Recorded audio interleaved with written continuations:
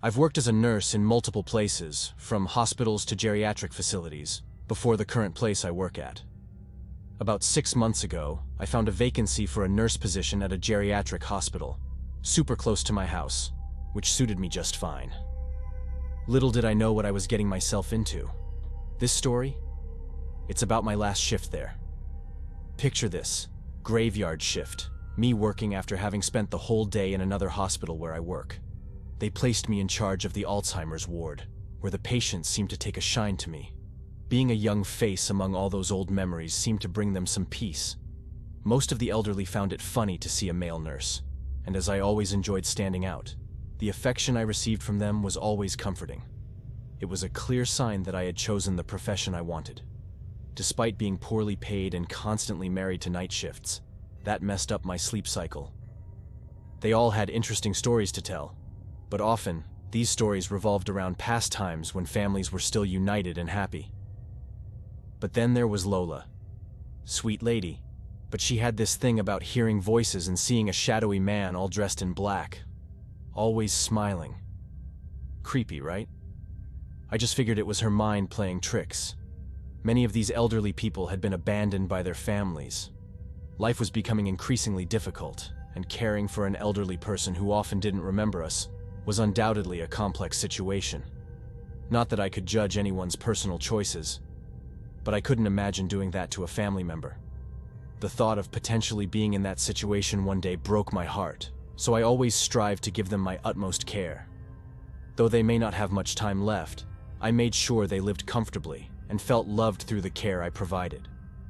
Lola was one of those elderly individuals. Her family claimed she had always been an eccentric character, perceiving sights and sounds where there were none.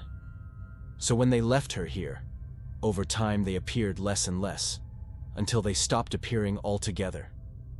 Despite the unsettling nature of her conversations, I found solace in speaking with her. I enjoyed trying to discern the truth from her stories and uncovering the fragments of possible dreams that were never fulfilled. It was like a game to me. But that night, things got really strange. I was in the locker room minding my own business when I started feeling off. It seemed like someone was watching me. And then, out of nowhere, I felt this slight hand or touch on my leg. I whipped around, but there was nobody there. I tried to brush it off, telling myself it was just the stress getting to me. But deep down, I knew something wasn't right. I felt exactly the same when I heard Linda, Lola's roommate, say they had received a visit from a man who wouldn't stop smiling and whispering. Linda's revelation struck me as odd. Neither of them had received visitors in years. Prompted by suspicion, I scrutinized the records, confirming my doubts. No such visitor had signed in. Despite my efforts to rationalize, convincing myself it was a mere concoction shared between them, the discomfort lingered, hinting at self-deception. And then, as the night wore on, things only got weirder. The atmosphere in the Alzheimer's ward seemed to grow heavier, suffused with an eerie tension that I couldn't quite shake off. It was as if the very air around me had thickened with an unseen presence, a feeling of unease that crawled beneath my skin. I found myself darting glances over my shoulder, half expecting to catch a glimpse of something or someone. But each time I turned, there was nothing but empty hallways and the faint hum of fluorescent lights. The whispering started next, soft at first, barely audible over the hum of the hospital machinery. But it grew louder and more insistent, until it felt like it was echoing inside my skull. Convinced that it might be more than just accumulated fatigue and the tale of a visit that never occurred, I resolved to find my colleague on shift. I walked from room to room with a growing sense of urgency, each step amplifying the cacophony in my mind, intertwined with the pounding of my heart, forming a symphony impossible to ignore. I was genuinely getting scared and ready to sound the alarm when I finally found her in the medicine storage room. As soon as I saw her, I immediately felt that something was wrong, but still, her presence, the presence of someone who was sound of mind, made me relax. Her name is Annabelle, and she always maintained an extremely careful posture, as if she always had a book on top of her head and a rod running down her back. When I found her, she was looking at one of the medications on the bottom shelf, with her back all bent. I called her once. "Annabelle." Nothing. Then I shouted, "Annabelle, are you okay?" As if taken out of a trance, she looked at me, eyes devoid of any emotion. What she said next paralyzed me. "He told me to come get it here. I was sure I would find it here," she said in a slow and monotonous tone. 1,000 questions flooded my mind. "What do you mean he told you? Who is he, considering there are only the two of us on duty?" "Annabelle, please answer me. Who told you the medication would be here?" I asked, increasingly desperate. "Nothing." She didn't respond. I was about to turn around and leave that place when I heard her almost whispering. "The smiling man," she said. I wished I hadn't heard that. I wished I had stayed home that day. But now there was nothing to be done. And then, just when I thought things couldn't get any worse, Lola started laughing extremely loud. An absolutely terrifying laugh, almost supernatural.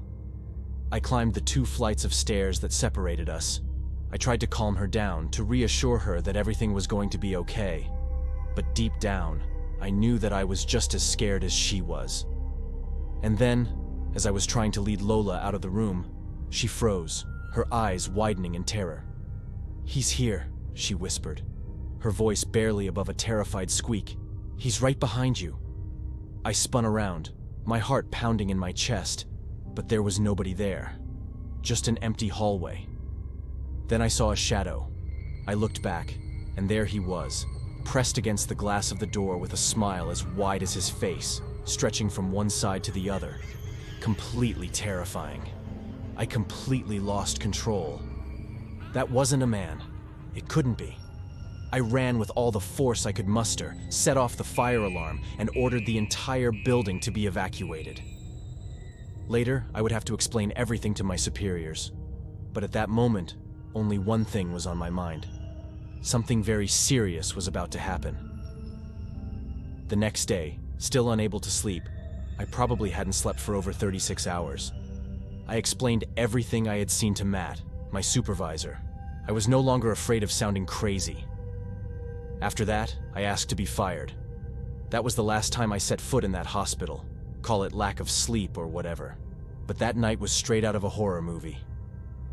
Many years later, I found myself at an antique fair when my gaze fell upon an old newspaper featuring the hospital's front page. A chill ran down my spine as I reached for the newspaper and hastily scanned the headlines.